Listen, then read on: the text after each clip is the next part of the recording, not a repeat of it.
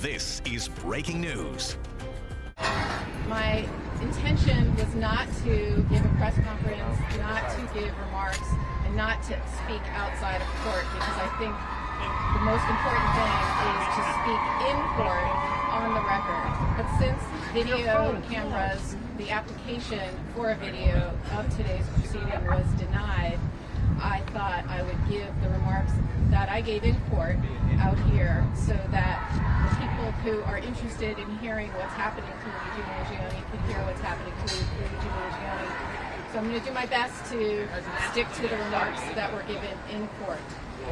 First, I want to start by talking about the fact that Luigi Mangione remains in federal custody, where he is being prosecuted in 3 jurisdictions: by the federal government, by New York State, and by Altoona, Pennsylvania. But he's being held in federal custody, and the Department of Justice has refused to allow him to be in state custody, despite the fact that they've all agreed that the state court is going to go first.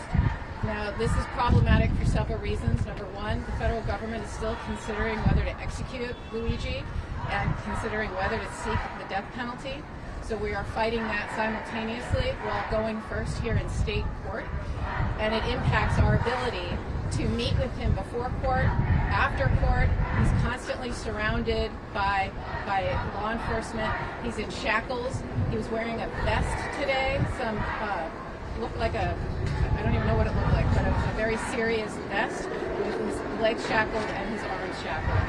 And so he's being treated differently because he's being held in federal custody than any other person who would be facing serious murder 1 charges in New York State court. And I made a record in court today that I don't understand what this show of danger is for. When I go visit Luigi at MDC in Brooklyn, I sit with him. He is unshackled. He walks around freely in the visiting area. We sit in a room together without law enforcement hovering over us. But for whatever reason, here, despite all the law enforcement, they need him to be wearing this vest. They need him to be shackled, and they stand right over us, and we get no time with him. So he is being treated differently because of this unusual and, frankly, just the fact that he's being prosecuted by 3 jurisdictions for one event. It all is about one thing, one single event. So we object to that. We also made a record today that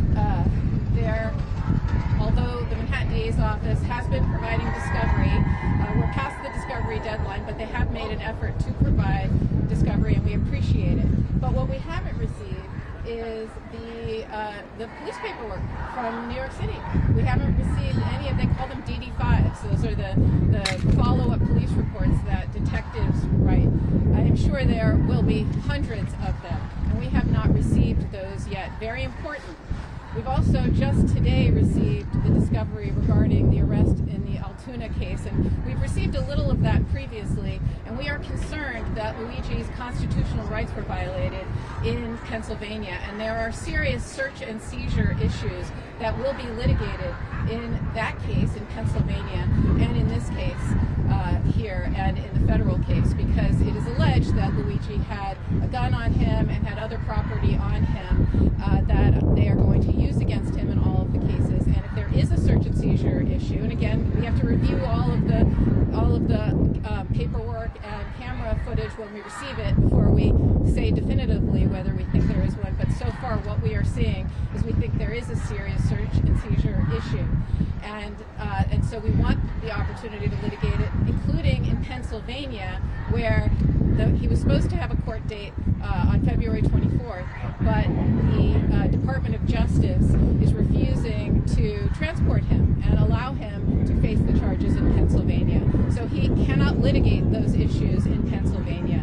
And which brings me to the most important point that we made today, which is Luigi's right to a fair trial is being infringed upon because he is being publicly treated as guilty and as having the presumption of guilt as opposed to the presumption of innocence, which is what he is entitled to.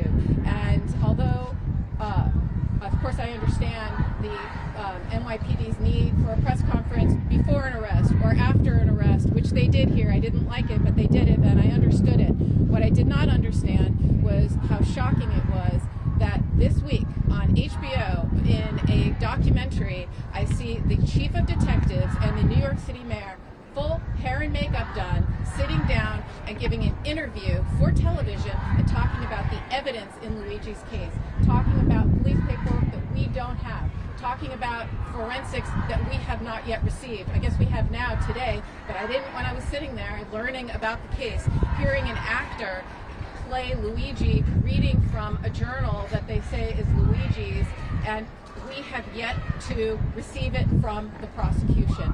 And so it's outrageous that they have time to go and prejudice Mr. Mangione's ability to receive a fair trial and go out and make these statements, but not give this to us. And so we are concerned, because if the chief of detectives is telling everybody about all this evidence, and what if it ultimately gets suppressed because it was an illegal search and seizure in Altoona, Pennsylvania, how is he going to get a fair trial? So those are a little bit more than I was allowed to say in court, but that's the gist of it. That's what my prepared remarks were, and hopefully will allow cameras in the court going forward. If not, I will continue to provide information. We put up a website that just has basic information.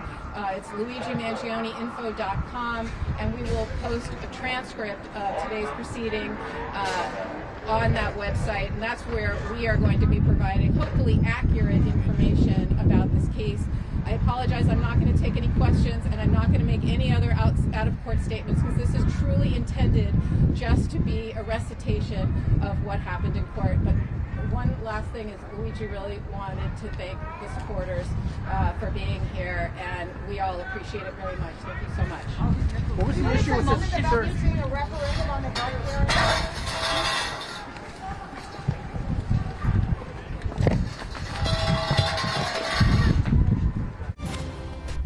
This has been breaking news.